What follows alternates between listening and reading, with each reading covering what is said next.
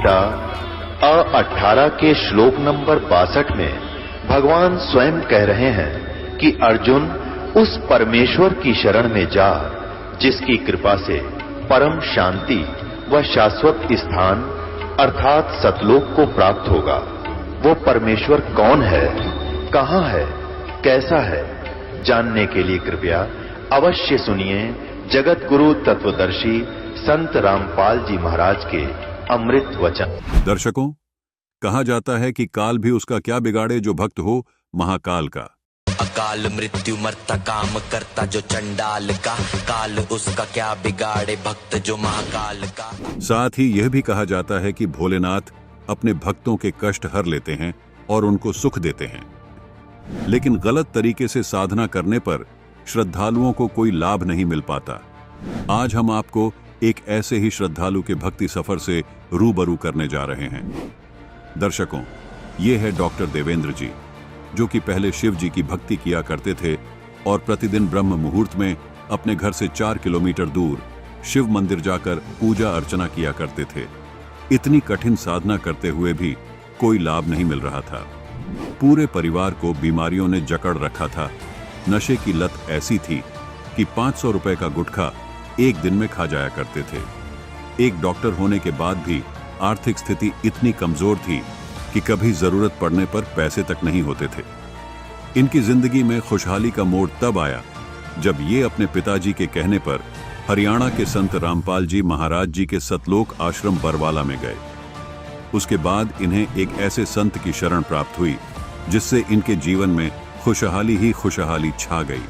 संत रामपाल जी महाराज जी से नाम दीक्षा लेने के बाद इनकी आर्थिक स्थिति सुधरी। इनकी मां, जिनको हार्ट ब्लॉकेज की समस्या थी, शहर के मशहूर हार्ट स्पेशलिस्ट ने भी कह दिया था कि माताजी केवल 15 दिन की मेहमान हैं। लेकिन जब माताजी ने संत रामपाल जी महाराज से नाम दीक्षा ली तो उनकी सभी समस्या समाप्त हो गई। ठीक ऐसा ही लाभ इनकी पत्नी को भी मिला। संत रामपाल जी महाराज से नाम दीक्षा लेने के बाद इनके पूरे परिवार में खुशहाली ही खुशहाली छा गई। संत रामपाल जी महाराज से नाम दीक्षा लेने के बाद इन्हें इतने लाभ मिले कि ये अपना अनुभव बताते बताते भावुक हो गए। आइए अब सुनते हैं संघर्षमय जीवन जीने से लेकर संत रामपाल जी महाराज से दीक्षा लेने के बाद खुशहाल जीवन जीने की सच्ची कहानी, डॉक्टर देवेंद्र जी की अपनी जुबानी। नमस्कार सर। नमस्कार सर। सर, क्या नाम है आपका? मैं देवेंद्र मुमरे सर। देवेंद्र जी, आप कहाँ से हैं? मैं ग्राम घोटवानी, धमधा ब्लॉक, जिला दुर्ग, छत्तीसगढ़ से हूँ सर। देवेंद्र जी, संत रामपाल जी महाराज से नाम दीक्षा आपने कब ली? मैं 13/4/2013 को नाम लिया हूँ सर। देवेंद्र जी, क्या काम करते हैं आप? मैं जनरल प्रैक्टिशनर हूँ सर, गांव में डॉक्टरी करता हूँ सर। देवेंद्र जी, आप क्या भक्ति साधनाएं करते थे? जी, मेरे पूरे परिवार में शंकर भगवान की आराधना करते हैं। मैं भी उनके साथ ही करता था। मेरे बड़े पिताजी वहाँ सी कोकड़ी एक मंदिर है सी कोकड़ी के नाम से, वहाँ ज़मीन से निकला हुआ शिव है करके सब पूजा करते थे। मैं भी उनके साथ सुबह जाता था सर। मेरे गांव से 4-5 किलोमीटर पड़ता है सी कोकड़ी। कितना भी बारिश हो, बरसात हो, बाढ़ हो, आंधी हो, सुबह हम लोग 4 बजे शिव कोकड़ी पहुंच जाते थे सर, और उस भगवान शिव का पूजा करते थे और उसी के आराधना में हम लोग सब परिवार लगे रहते थे। सर, जैसे कि आपने बताया कि आप शिव भगवान की पूजा करते थे, तो संत रामपाल जी महाराज जी को गुरु बनाने का क्या कारण रहा? सर, बहुत पहले मेरे पिताजी या छत्तीसगढ़ के जो डॉक्टर साहब है तामाराम जी उमरे, वो सदगुरु रामपाल जी महाराज से नामदान लिए थे सर। तो उन्होंने हम सबको बार बार बोल रहे थे सर कि चलो, मुझे लगा कि चलो कम से कम घूम के तो आ जाते हैं। हरियाणा जाना है, दिल्ली बोलते हैं, बीच में दिल्ली पड़ता है, हमारे लिए बहुत बड़ी बात होती है कि कहीं दूर जाना है तो घूम के आ जाते हैं, ऐसा करके। तो उस समय मैं चला गया सर, और मैं जब आश्रम हरियाणा पहुंचा सर, तो उससे पहले दिल्ली में मेरी एक बुरी आदत थी सर। मैं गुटखा खाता था सर। पढ़ाई के जीवन में, जैसे मैं हाई स्कूल में था तो लत पड़ गई थी, तो मैं 300-400 रुपये का वो एक RMD आता है, उसको मैं खाता था सर। आश्रम गया, संत रामपाल जी महाराज से नाम लिया सर। उसके बाद सर मेरी जो लतें थी गुटखा खाने की, वो मेरे याद ही नहीं रहा सर। और आज तक मैं उनकी सुगंध से मेरे को एक नशा और दुर्गंध आती है सर। तो आज तक मैं उस चीज़ से निर्विध हूँ सर। सर संत रामपाल जी महाराज से नाम दीक्षा लेने के बाद जो आप 400-500 रुपए का जो गुटखा था रोज खाते थे, वो आपका छूट गया। आज तक आपको इस चीज़ को याद नहीं है। तो फिर और भी कोई लाभ मिले आपको संत रामपाल जी महाराज से नाम दीक्षा लेने के बाद? और लाभ तो बहुत सारा है सर। मेरी मम्मी की उसको पेन हुआ हार्ट में सर, तो उसको डॉक्टर के पास ले गए अपन, एक डॉक्टर नेमी चोपड़ा है करके। तो उन्होंने देखा और एक दो बार बुलाया, उसके बाद तीसरा बार मेरे को बोले कि आप एक काम कराओ, आप इको करवा लो। जब मैं रिटर्न उनके पास आया तो बोले आप कौन हो उनका? मैं बोला उसका बेटा हूँ। तो बोले एक काम करो, अम्मा जी को बाहर बिठाओ, मैं आपसे कुछ बात करना चाहता हूँ। मेरे को बताया भगत जी कि आपकी जो मम्मी है उनकी जो हार्ट बीट होता है, हार्ट है एक जैसा अपन पपीता की साइज के होता है, तो 99% वो काम करना बंद कर दिया, सिकुड़ गया है। मात्र एक जैसा उसका डंठल लटका रहता है, वो लटका हुआ है, वो मुश्किल से 5% उसमें संचार हो रहा है ब्लड का। और मैं डॉक्टर हूँ, मैं समझ रहा हूँ उस चीज़ को भगत जी। तो सर मैं उस चीज़ को रियलाइज़ किया कि, तो मैं बोला उसको अब क्या करना है सर, ऐसा करके कुछ दवाई लिख दो या कोई सर्जरी होगा। बोले कोई सर्जरी नहीं है, कोई इलाज नहीं है, आप उनके बेटे हो, आप एक काम करो, इतने दिन तक सेवा किए हो, आप इनको 10-15 दिन 20 दिन जितने दिन भी इन लोगों का ये चलता है श्वास, आप इसका सेवा करो। मन नहीं मारा सर, दूसरे डॉक्टर को भी दिखाए, पूछा भी गया, वो साफ बोल दिया कि जो डॉक्टर साहब बताएं वही है, क्लियर है, इनका कोई इलाज नहीं है, ना कोई दवाई नहीं है, आप घर में सेवा करो माता जी का। हम लोग 3 भाई हैं सर, एक वकील है मेरे से छोटा वाला और मेरे से बड़ा वाला, और सर्विस में रिलायंस कंपनी है सर, रिलायंस के उसमें वो ब्रांच मैनेजर है उड़ीसा और छत्तीसगढ़ का। तो उनको बताया, फिर बोले कि अब इलाज तो कोई है ही नहीं, तो क्या करें। तो हम लोग पूरा रोना गाना सब शुरू हो गया सर, एकदम आउट ऑफ कंट्रोल हो गया कि अब मम्मी का सेवा करने नहीं रहेगी। तो उसके बाद मेरे बड़े पिताजी है ना, वो बोले क्या बात है, कैसे अपसेट रहते हो? मैं बोला ऐसे ऐसा बात है, और डॉक्टर साहब ने ये बोला है 15 दिन से 20 दिन तक उनकी लाइफ है, उसके बाद वो तो बोले अरे कैसे मूर्ख आदमी हो, जाओ। और उस समय कोरोना चल रहा था सर, तो बोले मम्मी को वो जगत थी सर, तो बोले उनको आप संत रामपाल जी महाराज से आप नामदान लिवा, ऑनलाइन उस समय चल रहा था सर।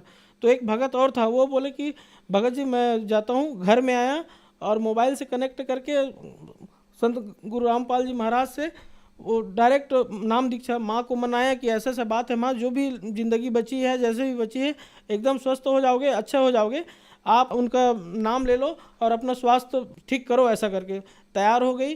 उनको पता नहीं था सर कि ये चीज़ें हो रही है उनके साथ। जब नाम लिया सर, संत रामपाल जी महाराज से नाम लिया, ऑनलाइन उनसे दीक्षा प्राप्त करी, और उसके बाद आज जाप कर रही, आज 3रा साल है सर। और उसी डॉक्टर नेमी चोपड़ा के पास जाती है, वो दवाई लिखती है और सन रह जाता, कुछ नहीं बोल पाता कि मैं 15 दिन बोला था, आज ये 3रा साल है वो मेरे पास आ रही है, दवाई उनका चल ही रहा है सर। लेकिन वो खुद बोलता है मैं क्या दे रहा हूँ मेरे को समझ नहीं है, और माता जी आप अच्छी हो।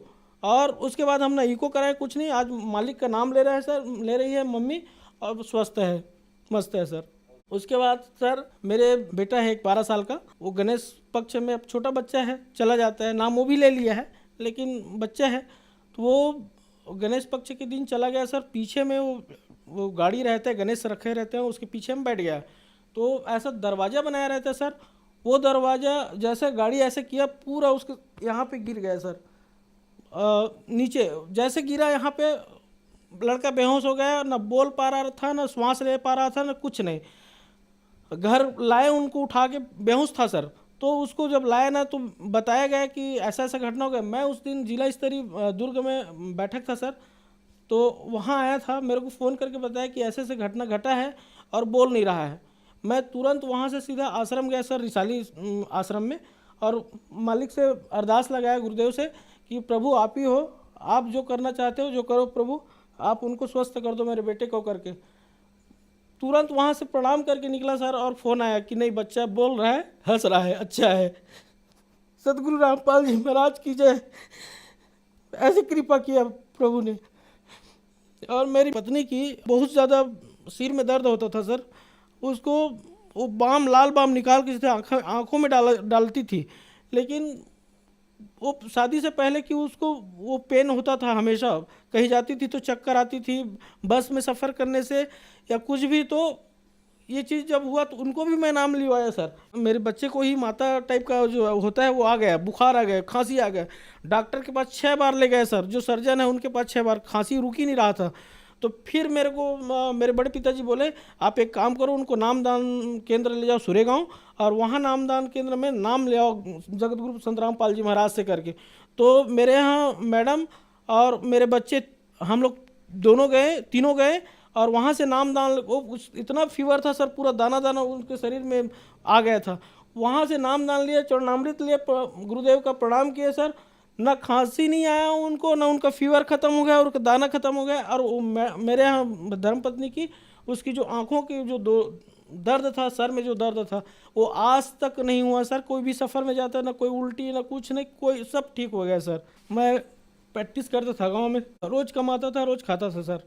मैं कोई पैसा नहीं बचाता था, मेरे पास कोई पैसा नहीं बचता था। मेरा बड़ा भाई मेरे को बाइक लेके दिया था, दुर्ग में रहते हैं दोनों भाई, और जीवन चल रहा था सर। लेकिन ऐसा नहीं था कि मेरे को जैसा मेरे को 5,000 रुपये की आवश्यकता पड़ेगी तो मेरे पास सडनली मैं वो पैसा ले आऊँ।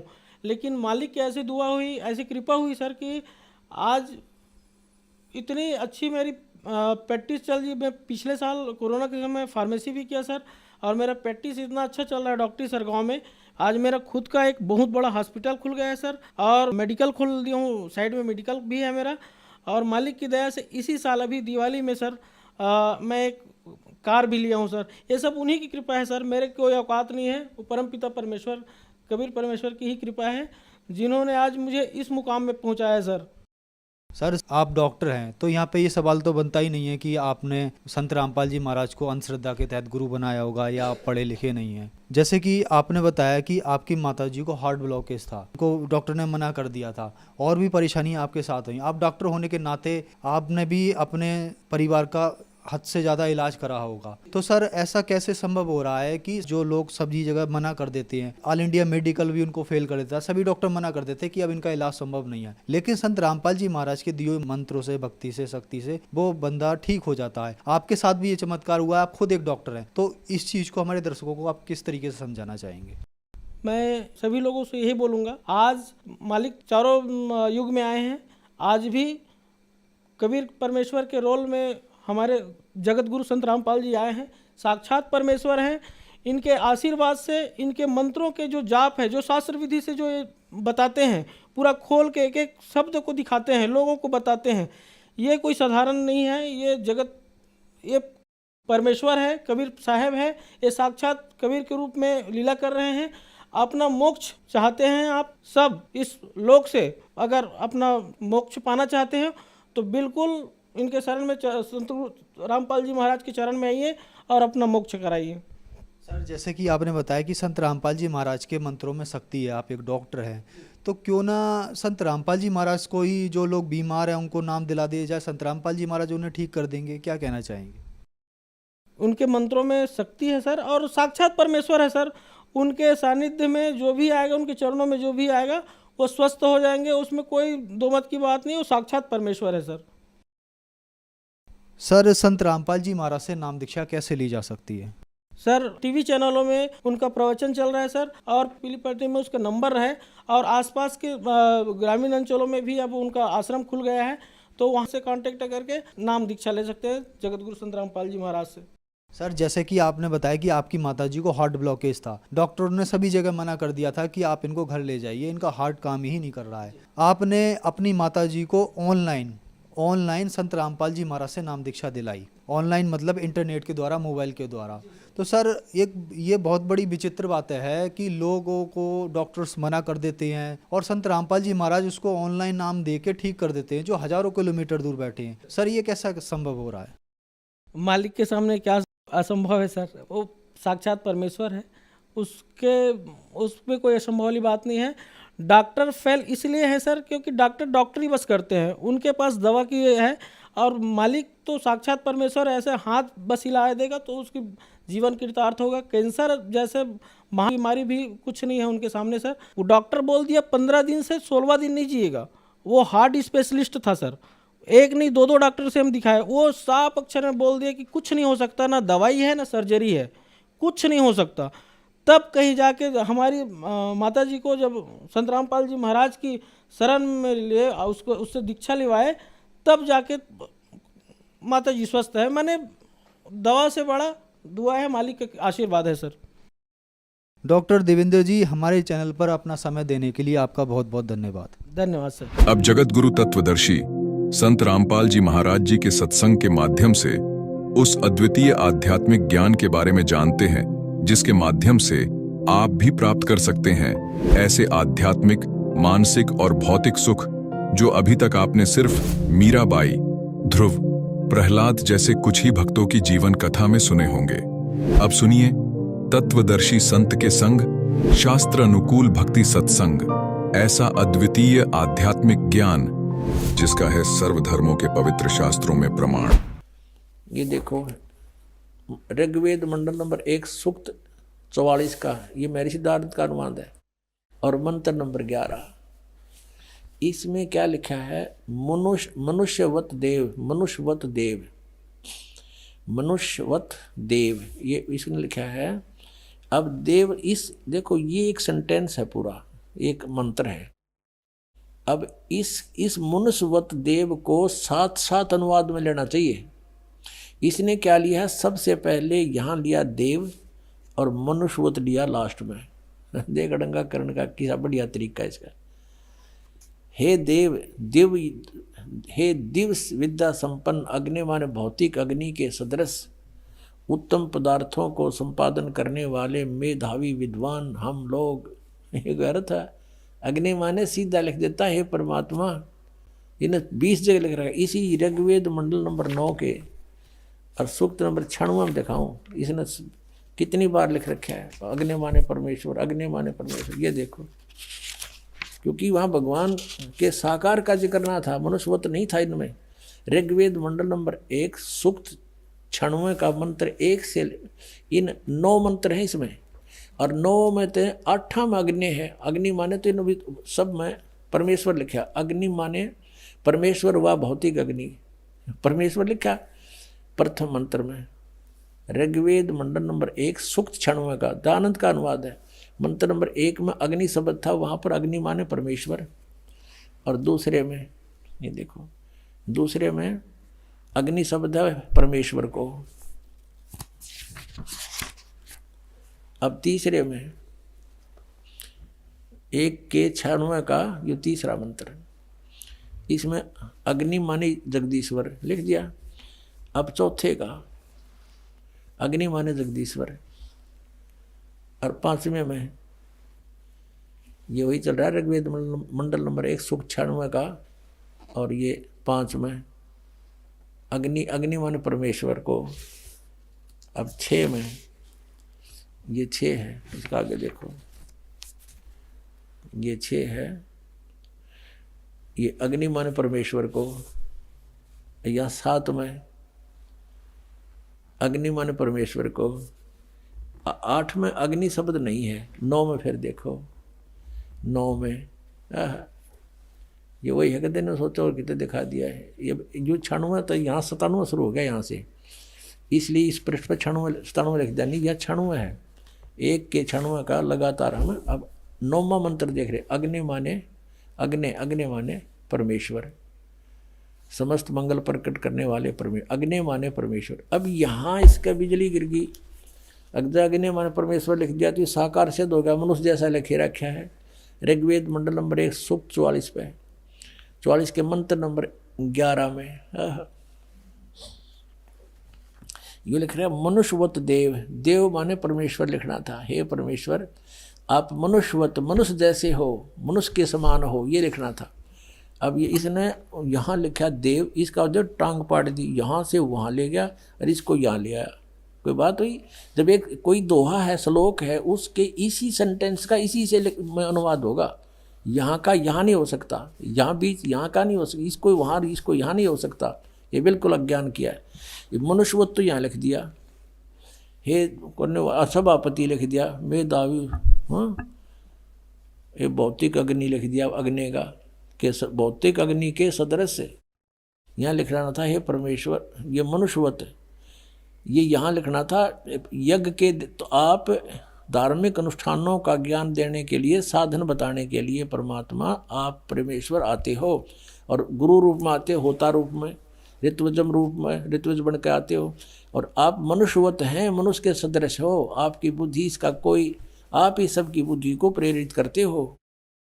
ये देखो, और ये लिख दिया मनुष्यवत, और यह मनुष्यवत यहाँ ले लिया, और इस देव को यहाँ ठोक्या, ये अनुवाद होया। तेरा गजब भैया, और मैं ऋषि कवावे, इसे से बहुत प्रमाण है, लेकिन कहते हैं समझदार को संकेत ही बहुत होता है। इनके लिए परमात्मा ने कहा कि मोती मुक्ता दर्शत नाही, ये जग है सब अंदरे, दिक्कत के तो नैन चश्म, इनके फेरा मोतिया बंदरे, इनके मोतिया बंद हो रहा था। ये महाज्ञानी थे और इनको जनता समझा थी बड़े विद्वान है। आज से 600 वर्ष पहले परमात्मा ये तत्व ज्ञान बताया करते थे। ऐसे ही अज्ञानी लोगों ने, ऋषि महर्षि मंडलेश्वरों ने, इन नकलियों ने परमात्मा के इस ज्ञान को हम तक नहीं आने दिया, केवल ये कहकर कि कबीर जो है, ये परमेश्वर कबीर जी के बारे में कहते थे कि कबीर तो अशिक्षित है, ये क्या जाने वेदों और पुराणों और गीता के बारे में, ये झूठ बोलता है, ये कहता है ब्रह्मा विष्णु महेश नासवान है, इनके जन्म मृत्यु होती है, तो ये झूठा है दुल्हा, इसकी बात मत सुनना। और वेदों में परमात्मा बताते थे, कबीर साहब कहते थे कबीर वेद मेरा भेद है, ये चारों वेद मेरा गुणगान करते हैं। लेकिन उस समय भगवान की वाणी का हमें भरोसा हुआ नहीं, क्योंकि हम उन अज्ञानियों को मैं ऋषि मानने थे। अब इन मैं ऋषियों की जो ना वो नकली, अब इनकी ऊपर का कवर उतार के दिखा दिया, जैसे किसी गधे का ऊपर शेर की खाल डाल रखी थी कुमार ने, और शेर की खाल ऊपर डालकर उसने रात ने छोड़ दिया वो खेतों में, वो आसपास के चनों को, गेहूं को, खेती को खावे, और रखवाले ऑर्डर के भाग जा, शेर आ गया, शेर आ गया। एक कुमार को पता चला इस कहानी का कि इस जंगल में शेर आवे रात ने और फसल खा जाता है। तो उसको कुमार शाना था, उसने सोचा शेर खेती नहीं खाता या कोई और बात पाओगी। तो उसने सोचा कोई कुमार ने गलती गड़बड़ कर रखी है, अपना खोता बढ़िया मजबूत ताकतवर बनाने के लिए खवावा खेती ने। तो उसने गाँव वाले से कहा, तुम डरो ना, आ जाओ मेरे साथ, ले चलते हैं, पहचान तो करा उसकी शेर है के। तो उसने अपने 2-4 गधे ले जाकर उस जंगल के दूसरी साइड छोड़ दिए, और फिर वो शेर आया न, दूर तो दिखा वो शेर, वो आ गया, वो लग गया खेती वो फसल खाने। रखवाले तो चढ़ गए वृक्षों पर। वो कुमार बोला तुम वृक्षों पर चढ़ जाते हैं, वो सब वृक्षों पर चढ़ गए।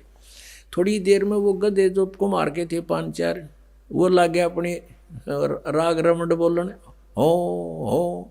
उधर से वो शेर भी लग गया, हो उड़े आ गया अंदर। तो जब पता चला, कहते हैं शेर कार गधे का बोली तो मेरा पट्या करे, ऊपर के कवर तो थोड़ा है। तो ये ऋषि थे या अविद्वान थे, इनकी ज्ञान तो पता लगा। अब शेर तो पहले से दाड़ रहा था कबीर परमेश्वर, और ये जिनको हम शेर मान रहे थे, ये तो गधे का ऊपर शेर की खाल डाल रखी थी। परमात्मा कहते हैं खरना हुआ केहरी कब हूँ, सिंह की खाल उड़ाएं। शेर की खाल उड़ाने तो गधा शेर नहीं बन सकता। एक केवल ऊपर के कौर को बदल लिया, मैं ऋषि बनकर बैठ गए, संत बन गए, मंडलेश्वर तिलक ला लिए। इन तो संत नहीं बनते, संत ज्ञान से बनता है। और वो कबीर परमेश्वर थे, पूर्ण ब्रह्म है, सर्वशक्तिमान, सर्व ब्रह्मांडों के रचनहार। ये वही परमात्मा है। हम सुल्तानी नानक तारे दादू को उपदेश दिया, जात दुल्हा भेद नहीं पाया। वो काशी माए कबीर हुआ, वो धानक रूप रहा करतार। बोलो सतगुरुदेव जय हो।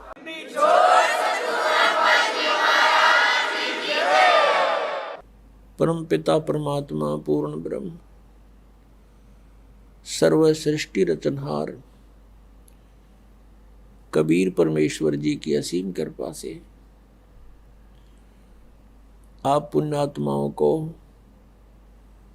सत्संग सुनने का सुअवसर प्राप्त हुआ, और सबसे अच्छी किस्मत आप जी की है कि आपको परमात्मा ने शरण में ले लिया। आप कितनी पुण्य आत्मा हो, ये स्वयं को ज्ञान नहीं होता। आपके पुण्यों की, आपके शुभ कर्मों की जो जानकारी इस दास को है वो आपको नहीं है, क्योंकि ये दास परमात्मा के विधान से कुछ परिचित हुआ है। परमेश्वर ने अपनी महिमा आप ही बताई है। जब तक हमें परमेश्वर के द्वारा दिया गया ज्ञान नहीं मिला था, कोई भी संत, कोई गुरु कुछ भी हुआ बाई बकता था, कुछ भी ज्ञान सुनाता था, हमें अच्छा लगता था। जब से परमेश्वर के इस तत्व ज्ञान रूपी इस टॉर्च का प्रकाश हमें मिला है, उसके बाद हमें इसके रोशनी में पता चला कि ये सब हुआ बाई बक्या करते थे। तो परमात्मा के इस ज्ञान से पता चला है, परमेश्वर ने स्वयं आकर बताया है कि लख बर सूरा जूझ ही लख बर सावत दे, लख बर यति जहान में तब की तो सतगुरु शरणाली। इसके साथ साथ एक और बताते हैं भगवान कि गोरख से ज्ञानी गणे और सुखदेव जति जहान, सीता सी बहु भारिया संत दूर स्थान। परमेश्वर ने बताया है कि बहुत बड़े विद्वान भी मिल जाएंगे, धारावाहिक प्रवचन करने वालों की भी कोई कमी नहीं मिलेगी। परमात्मा ने अपनी वाणी में बताया कि ज्ञानी कोट अनंत हैं, श्रोता कोट अनंत और वक्ता कोट अनंत हैं, बिरले साधु संत। तो पुण्यात्माओं, परमेश्वर ने बताया कि सीता जैसी पतिव्रता बहनों की कमी नहीं, औरतों की कमी नहीं, बहुत मिल जाएंगी। सुखदेव जैसे यति पुरुष भी बहुत होंगे। गोरखनाथ को परमेश्वर का ज्ञान, परमेश्वर से ज्ञान प्राप्त हुआ था। हमारे अंदर एक सबसे बड़ा अवगुण ये भी है कि हम कृतघ्नी भी पैरेलल चलते हैं, कृतघ्नी तुरंत हो जाते हैं। गोरखनाथ जी को परमात्मा से ज्ञान हुआ, उसके बाद स्वयं ही वक्ता बन गया और इस परमात्मा से प्राप्त ज्ञान को जगह जगह सुनाकर और बहुत बड़ा विद्वान सिद्ध हो गया। परमात्मा कहते हैं गोरख से ज्ञानी गणे और सुखदेव जति जिहान, सीता सी बहु भारिया ये संत दूर स्थान। संतों के घर बहुत दूर है। इस तरह की फोकट महिमा तो बहुत किस किस की ना जाने कितनों की होंगी, लेकिन ये तत्व ज्ञान मिलना और परम संत की शरण मिलना, पूर्ण परमात्मा की जो शरण मिलना, ये तो बहुत युगों पर्यंत कभी दाव लगता है। ये आपका दाव लगा है। अब इस मार्ग को आपने सफल बनाना है। परमात्मा की शरण मिली है, आप बहुत पुण्यकर्मी प्राणी हैं। पुण्यात्माओं, परमेश्वर स्वयं आते हैं, अपनी जानकारी आप ही बताते हैं। अपने द्वारा रची हुई सृष्टि की जानकारी वे स्वयं ही दे सकते हैं, ये तो अंडरस्टूड है। हम इस संसार की उत्पत्ति के कितनी अटकल डालें, हमें कह का पता नहीं। चाहिए साइंटिस्ट बता दें इतने ऐसे होकर ऐसे होकर ऐसे हो गए, इतने दिनों में ये पृथ्वी बनी, इतने में फलाना बना, ये तो अटकलबाजी है। अपने द्वारा रची हुई सृष्टि को परमात्मा ही बता सकता है और ऐसा ही वो करता है। इसके प्रमाण आप संत ग्रंथों में भी देख रहे हैं। पवित्र चारों वेद परमेश्वर की महिमा से परिपूर्ण है। और जो परमेश्वर की महिमा ये वेद बताते हैं, जिन वेदों को हम शिरोधार्य मानते आए हैं और इनको यथार्थ ज्ञान युक्त मानते हैं, इनके अंदर परमात्मा कबीर जी की महिमा लिखी हुई है। और वही लीलाएं परमेश्वर कबीर देव जी ने ही की हैं। उस धाणक कबीर ने, जुलाहा कबीर जो काशी में आया था, बनारस में आया था।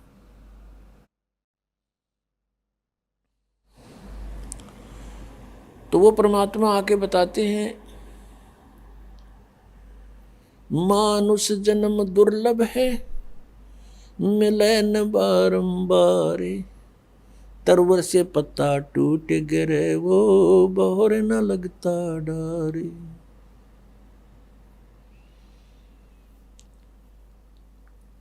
परमात्मा स्वयं बताते हैं कि आप जिस परिवार में रह रहे हो उसको जानो, एक वृक्ष है, पेड़ है, उसमें आप पत्ता लगे हुए हो, और जिस समय वो पत्ता टूट कर गिर जाता है पुनः स्थापित नहीं हो सकता। ऐसे ही एक परिवार का सदस्य जिसकी मृत्यु हो जाएगी वो पुनः वहां नहीं रह सकता, नहीं आ सकता उसी स्थिति में। तो पुण्यात्माओं, परमात्मा याद दिलाते हैं, मानुष जन्म पाए कर जो नहीं रटे हरि नाम, जैसे कुआ जल बिना फिर बनवाया क्या काम। राम रटत कोड़ी भलो, चू चू पड़े जो चाम, ये सुंदर शरीर किस काम का, जिस मुख नाही नाम। कबीर जिव्या तो आए भली, जो रटे हरि नाम, नहीं तो काट के फेंक दियो, यो मुख में भलो ना चाम। परमात्मा इस मानव शरीर की कितनी वैल्यू बता रहे हैं, महिमा बता रहे हैं कि यदि इससे परमात्मा की साधना भक्ति करते हो तो ये मानव शरीर जी रहे हो, मानव जीवन जी रहे हो, मानव शरीर का तुम सदुपयोग कर रहे हो। और परमात्मा यहां तक बता रहे हैं कि इस मुख में, इस जीव्या की केवल एक आवश्यकता है, भगवान के गुण गाने की। इसके अतिरिक्त यदि हम भगवान की साधना इससे नहीं करते हैं, गुणगान नहीं करते हैं, तो इसको कहते ये मुख में चाम अच्छा नहीं, इससे अच्छा तो इसे न काट के फेंक दे। पुण्यात्माओं, ये परमात्मा ये नहीं कहते कि इसको काट दो, इसका सदुपयोग करो। यदि हम परमात्मा के गुणगान नहीं करते हैं तो जीव का के प्रयोग करते हैं कि तो झूठ बोलने पेट के लिए, किसी को ऐसा वचन कह देते हैं, जैसे कहते हैं, परमात्मा कहते हैं, हित पराई आत्मा और जीव बांध तलवार। एक तगड़ा व्यक्ति है या उच्च अधिकारी, किसी भी प्रकार से जो कुछ उससे शक्तिशाली है किसी भी तरीके से, और नीचे वाले यानी कमजोर व्यक्ति को ऐसे वचन बोल देता है, उसकी आत्मा रोती रहती है। और कहते हैं उस जीव ने तलवार का काम कर दिया, और एक अपने पेट के लिए यानी अपने रोजगार के लिए इस जीव तो ना जाने कितनी झूठ बोलते हैं, और वो सारे पाप कमावा। इसलिए परमात्मा कहते हैं, राम रटत कोड़ी भलो, राम रटत कोड़ी भलो, चू चू पड़े जो चामे, ये सुंदर शरीर किस काम का, जा मुख नाही नाम।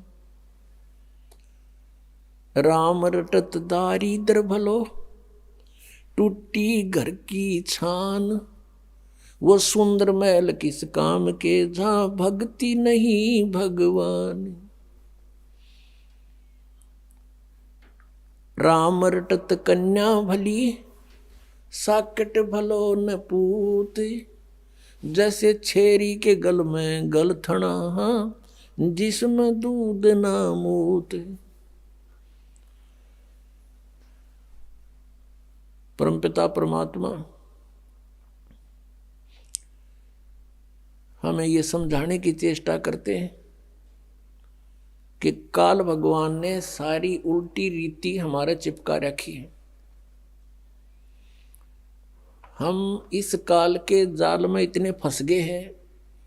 फिर हमारा एक समाज बन गया है, उस समाज के अनुकूल हमें सभी सुविधाएं नहीं मिलती हैं, तो हमें फिर बहुत परेशानियां होती हैं।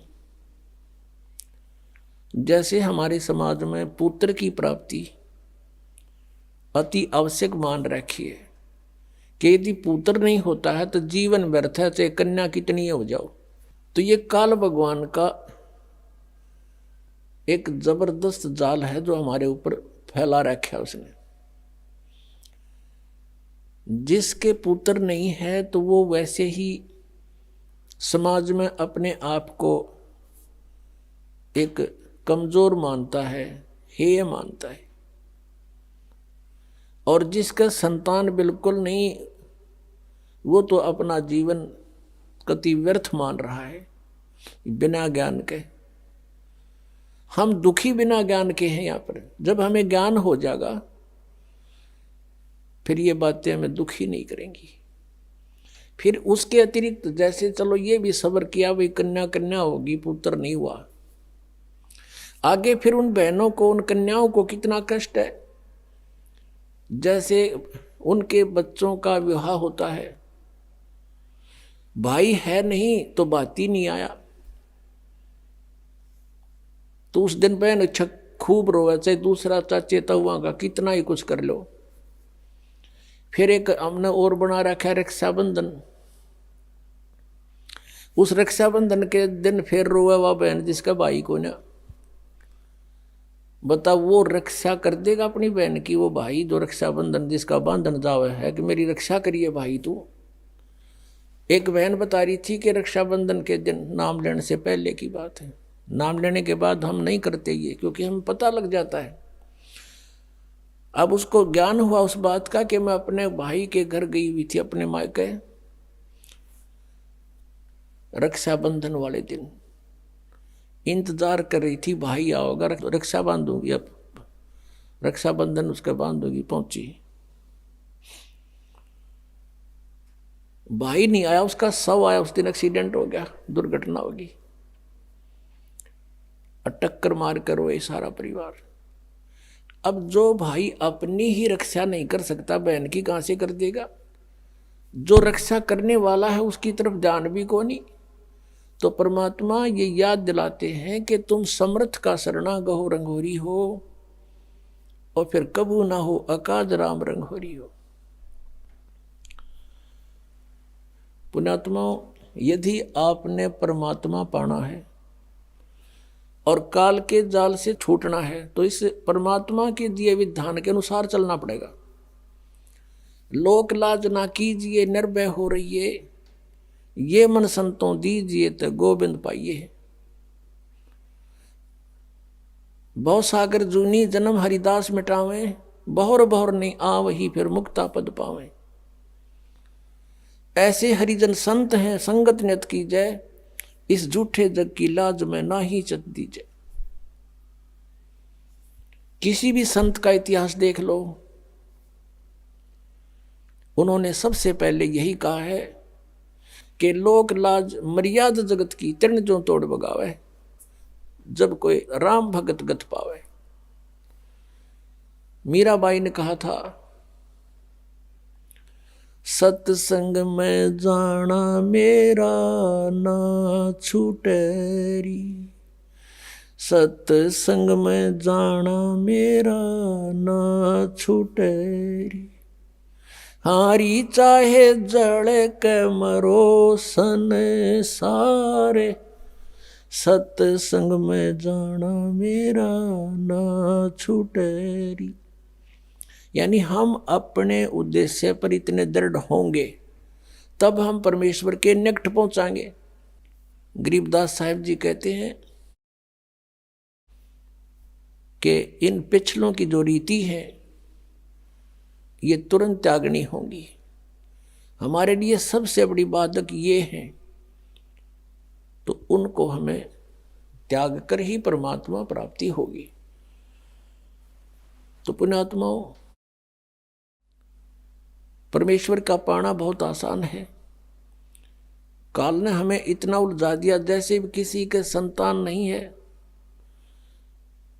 उसको ये कहा करते थे कि इसकी तो सुबह दर्शन भी ना होने चाहिए। नो कहा करते जिसका संतान नहीं है कि ले बता सुबह सुबह यू लाग गया न पूता माथे के। और वो भी महसूस करते थे कि अब ये सोच रहा होगा, ये करते हैं अभी भी ऐसा ही है। ये पुण्यात्माओं, यहाँ काल की सारी उल्टी रीति है। अब जब हम तत्व ज्ञान से परिचित होंगे तो परमात्मा के विधान अनुसार हमने चलना पड़ेगा। लोकलाज की परवाह नहीं करनी होती। कबीर साहब कहते हैं, मात पिता सुख स्त्री आलस बंधु कान और संत मिलन को जब चले ये अटकाव आण। इनका अटकाया अटके नहीं और संत मिलन को जा कह कबीर सो संत है आवागमन नसा। मात पिता जैसे छोटे बच्चे हैं तो माता पिता जिनको ज्ञान नहीं वो बाधा करते हैं, और जिनके बच्चे बड़े हैं माता पिता चाहते हैं सत्संग की तरफ चलें तो वो बच्चे बाधा करते हैं। किसी की पत्नी बाधा करती है, किसी का पति बाधा करता है, कहीं बंधु कान यानी लोक लाज। तो परमात्मा कहते हैं कि इनका अटकाया अटके नहीं, इनका रोका रुके नहीं, और संत मिलन को जा कह कबीर सो संत है फिर आवागमन नशा। तो पुण्यात्माओं, सत्संग माने से ज्ञान होता है जैसे जिसके संतान नहीं है। परमात्मा के विधान अनुसार वो सबसे उत्तम पुरुष है यदि उसको भक्ति मिल गई तो। नाम नहीं मिला तो फिर कोई दिक्कत को नहीं होते संतान है या ना है। ये नहीं है कि जिनके कहना ये नहीं है कि जिनके संतान है वो निकम्मे हैं, नहीं। जैसा दृष्टिकोण समाज का था उसके विपरीत है परमात्मा का विधान।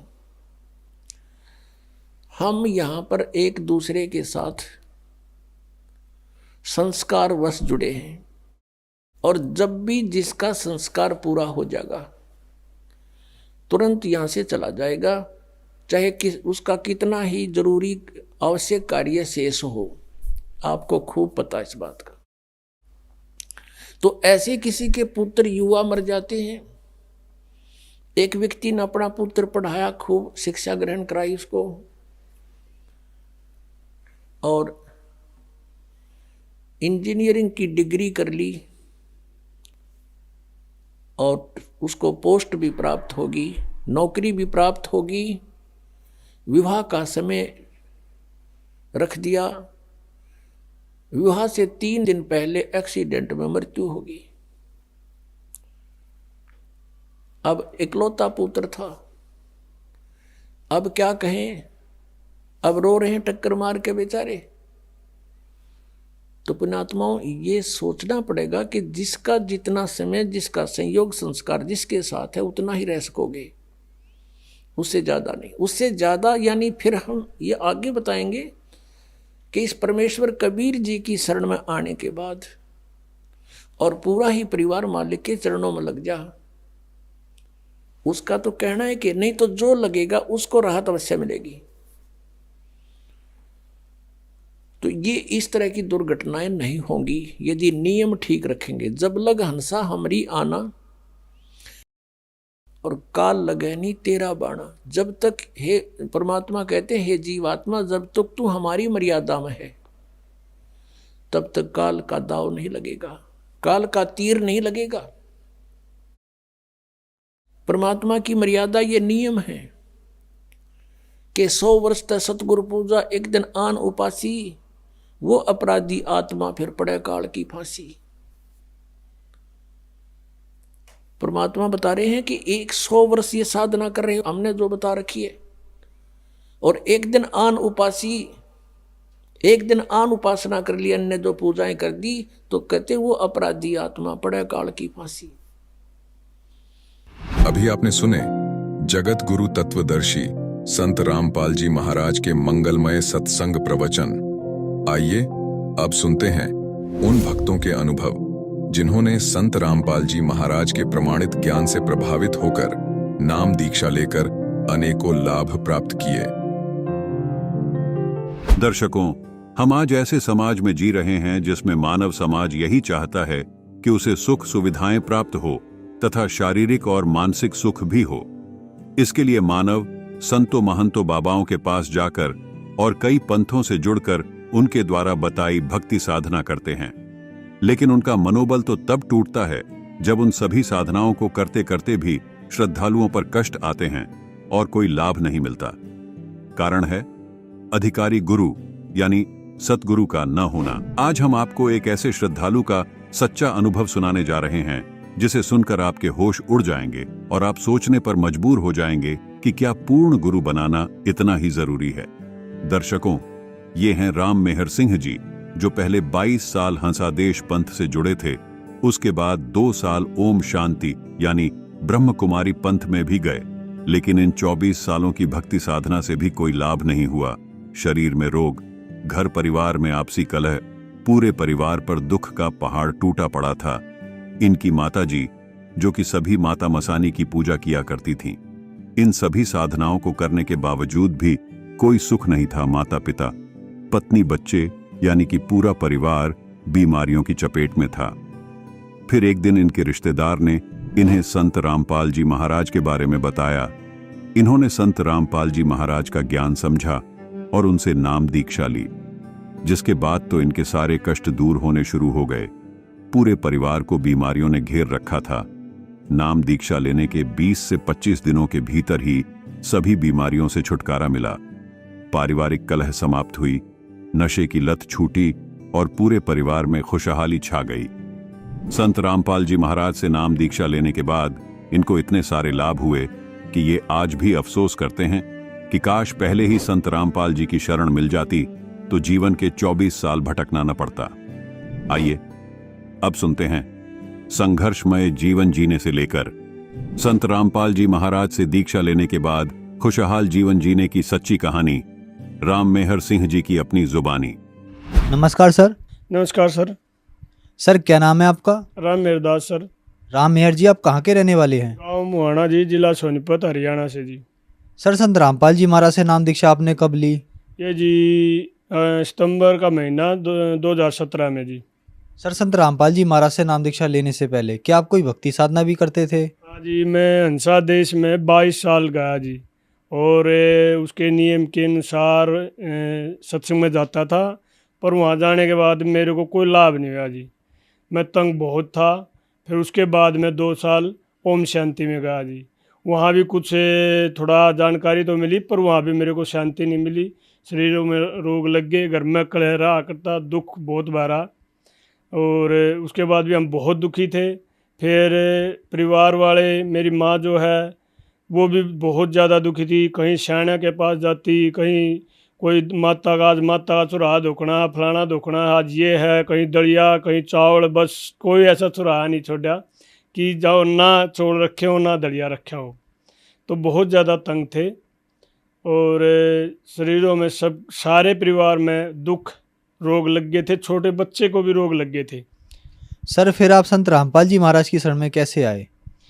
एक हमारा रिश्तेदार है जी, मेहर सिंह भगत है जवारा से, वो हमें बार बार प्रेरित करता था कि आप एक बार परमात्मा आए हुए हैं और संत रामपाल जी की शरण में आओ, और एक बार आओ, उसके ज्ञान में आके उसकी भक्ति करके देखो, आपको लाभ मिले तो रुक जाइयो, नहीं तो आप फिर बेशक पीछे हट जाइयो। तो हम गुरु संत रामपाल जी महाराज से नाम दीक्षा ली। सर हमने सुना है कि जो भी श्रद्धालु संत रामपाल जी महाराज से नाम दीक्षा लेते हैं उनको बहुत सारे लाभ प्राप्त होते हैं, तो क्या आपको भी कुछ लाभ प्राप्त हुए संत रामपाल जी महाराज से नाम दीक्षा लेने के बाद? जी बहुत लाभ हुए हैं जी। पहले तो जो शरीरों में रोग लगे हुए थे हमें घर में, वो सब के ठीक होते आगे जी। प्रथम नाम जो हमने लिया, गुरु जी से दीक्षा ली, महीने के अंदर अंदर 1.5 महीने के अंदर अंदर हमको सबको आराम मिलता चलेगा। छोटे बच्चों को नुमनिया था जी, जो कि डॉक्टरों ने घोषित कर दिया था इसकी पूरी ज़िंदगी नुमनिया रहेगा। जैसे मौसम बदलता था, करसा गर्मी बनती थी, सर्दी बनती थी, तो उसको उस तुरंत नुमनिया हो जाता था जी। और चर्म रोग तीनों को लग गया था, मेरी माँ को भी, मेरे को भी और मेरी भगतमती को भी। और उंगली तो पूरा हाथ, दोनों हाथ इसके वहाँ तक मतलब बिल्कुल गड़ गए थे जी। होम्योपैथिक की दवाई सरदार हमारा सोनीपत में ज़िले में बहुत ही अच्छा डॉक्टर मानते हैं उसको, उससे दवाई खानपुर दवाई रोहतक तक गए हम जी, कोई इलाज नहीं। थोड़ा इतना आराम जरूर मिलता कि इतना दवाई खाते थोड़ा आराम होता। कोई भी काम करती, पानी या बर्तन मांजती, उसी टाइम फिर उसको फिर वही स्थिति हो जाती थी। बहुत ज़्यादा दिक्कत थी जी। परमात्मा की शरण में, सतगुरु रामपाल जी की शरण में आने के बाद हमें वो सब कुछ अपने आप ऑटोमेटिक चलेगा जी। गुरु जी ने जो जाप दिया वो जाप करते हैं और उससे हमें पूरा लाभ मिल गया जी। और जी घर में जो कलेश रहा करता, मैं हुक्का बीड़ी पी लेता था जी, कभी कभार दारू पी लेता था जी, वो अपने आप पीछे हट गया। मेरी माँ हुक्की पिया करती, बहुत ज़्यादा पिया करती, वो भी अपने आप पीछे हट गई। हमें हुक्के नशे से तो बहुत ही मतलब अब गलैन आने लग गई बहुत। जो अगर दूसरा पीता है तो हमें सर में दर्द हो जाता है जी। अब हम नशे के लोग नहीं जी। जैसे मेरी छाती में बहुत ज़्यादा दर्द रहता था, मैं कई बार डॉक्टर से दिखाया, खानपुर भी दिखाया, तो उन्होंने बोल दिया था कि आपको जो गैस एसिड बनता है वो आपको हार्ट पर प्रेशर डालता है, इसलिए आपको छाती में दर्द है और इसको आपने निरंतर दवाई खानी पड़ेगी, आराम मिल जाएगा। कहीं आराम नहीं मिला जी। मैंने खानपुर से भी दवाई ली और देसी दवाई भी खाई, कोई आराम नहीं मिला जी हमें। फिर परमात्मा की शरण में आने पर मेरे को छाती में आराम मिल गया जी, तुरंत आल लगड़, कोई छाती में दर्द नहीं है जी। अजी ये हमारे गांव में, और वो उसके पेट में तकलीफ थी और वो दवाई पहले ही लेता था। एक वैद्य है जी, गांव ये गुहांड लगता है फुरखास गांव में, उसके पास जाता था एक दिन उसने बोला कि आप भी मेरे साथ चलो, बाइक पर चलना है। माँ चलो ठीक है, तो मैं साथ में चला गया वहाँ पे। तो उसने मेरी भी नाड़ी देख ली, बोला आपको पेट में ये गैस बनती है, आपको ये तकलीफ़ है। और तो मेरे को कहते कहते उसने मेरे से दवाई बांध दी अपने आप। मैंने वो घर पे लिया, तो उन्होंने बवासीर की दवाई दे दी मेरे को। तो हालांकि मेरे को बवासीर नहीं थी, थोड़ी घनी खुजा वगैरह मिटती थी, इसलिए मैं भी फिर थोड़ा ले आया, मगर चलो ठीक हो जाएगी। उसने बहुत ज़्यादा बड़ाई करी कि आपकी जड़ तो चली जाएगी, ये है। तो मैं लेके आ गया। तो मैंने जैसे ही शुरू करी तो मेरे को बवासीर, असल में बवासीर बन गई थी, कभी मेरे को बवासीर नहीं हुई, और मेरे को घाव बन गया गुदा के अंदर और खून आने लग गया। मैं डरता था कहीं अब दर्द होएगा। तो एक दिन मेरे गांव में 3 या 4 दिन की बात हुई थी। मेरे गांव में अभी ये इस महीने में शनिवार का था, पुस्तक सेवा थी, तो सभी भगत आए हुए थे, मैं भी पुस्तक सेवा करी मैंने भी। और पुस्तक सेवा करने के बाद 2 बजे तक पुस्तक सेवा हुई मेरे गांव में।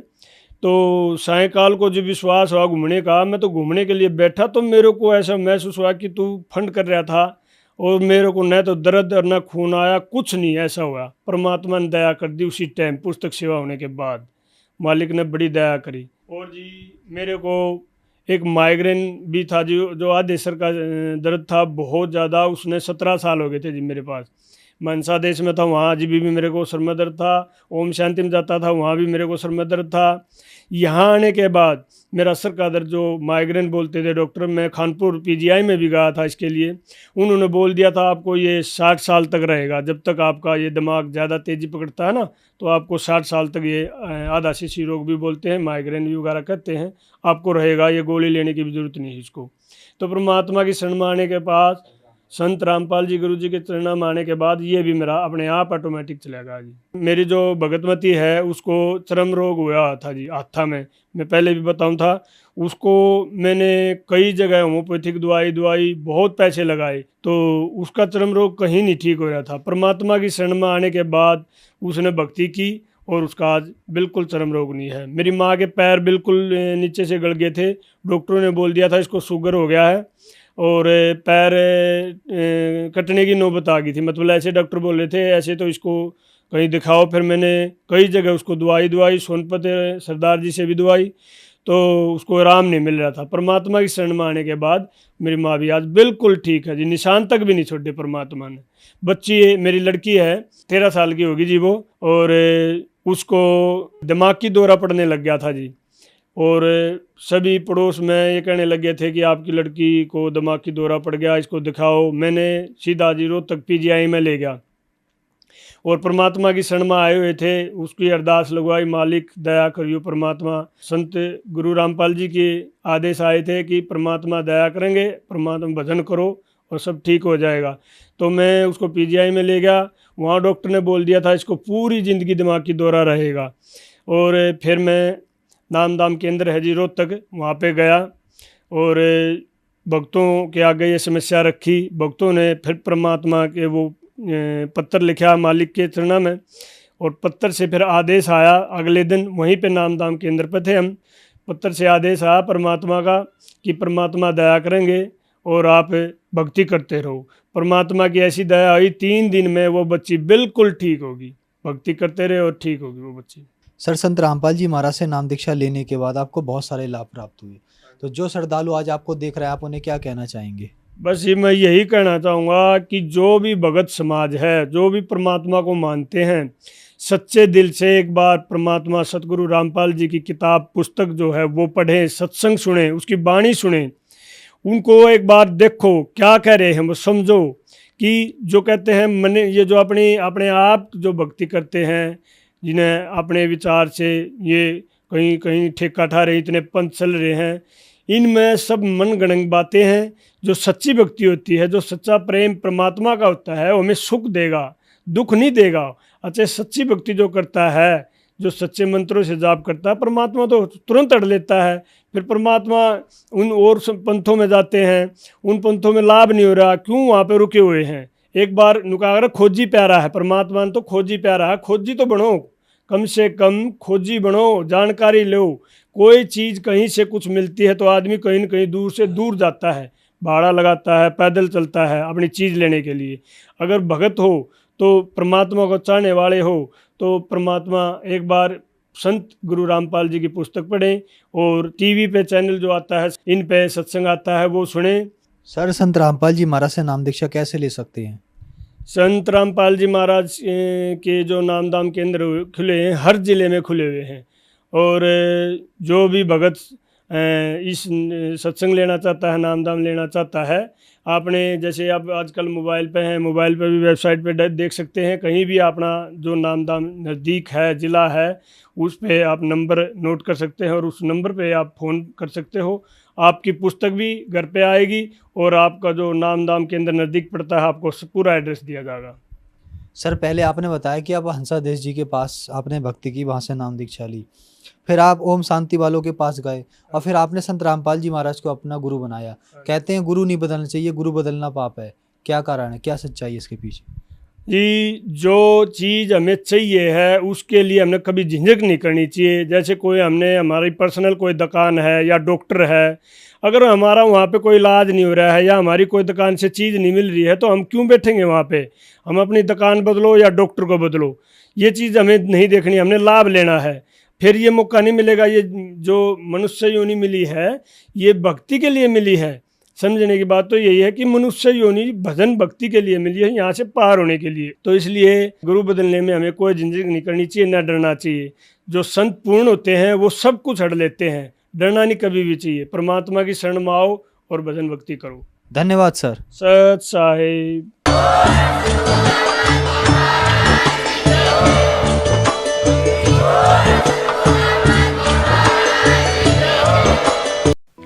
आप सुन रहे थे जगत गुरु तत्वदर्शी संत रामपाल जी महाराज के मंगल प्रवचन। अधिक जानकारी के लिए संपर्क करें।